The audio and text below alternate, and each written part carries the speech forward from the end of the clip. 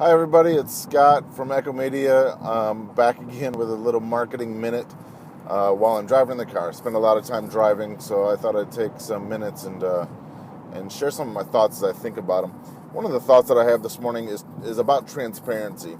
There's always a balance between giving enough information and not giving too much information and not giving enough information about your business, about the state of your business, whether it's to employees. Shareholders need to know everything. Partners, of course, need to know everything. But to your employees and customers to begin with, and vendors too. But one of the things that made me think about that is that I like this restaurant. It's a quick service restaurant called Rio Wraps, and it's around here in the Detroit area. And there's a few of them. There were many more at one time. They kind of sprouted up, and then one by one, they've just kind of been going out of business. Well, there was one that I was frequenting that was still open, and it was a relatively new one up in one of the northern suburbs called Clarkston. And I would go in there. I have a client up there, Strive Recreational Therapy, give them a little plug. And I would go in there, and I would talk to them, and I'd say, "Hey, I love the burritos here. Love the Holy Moly burrito that they had."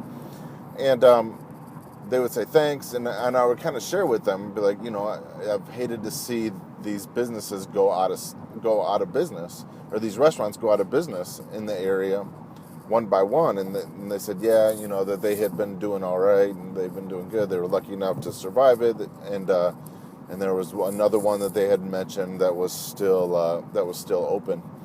Well, lo and behold, I passed by just the other day, and they're out of business. Went totally out of business.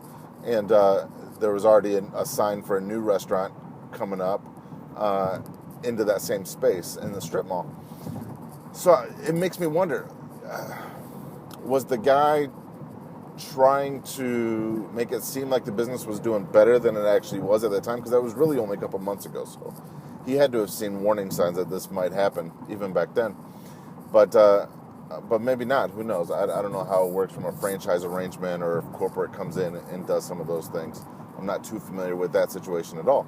But you would think that there was some sort of warning signs that he would know as the owner of the restaurant as to what was going on. But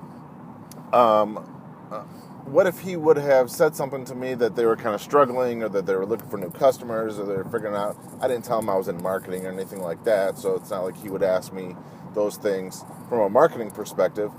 But just to say it to regular customers, because customers can help bring in other customers, right? That's kind of how the business grows, no matter what kind of business it is. Referrals are a very large source of new customers coming in. So that's the thought for today. Just try to figure out what's that balance. Being authentic in your business communications, being authentic in your marketing, being authentic in your language. It doesn't mean you have to tell somebody or all your customers that you're struggling or playing the victim card.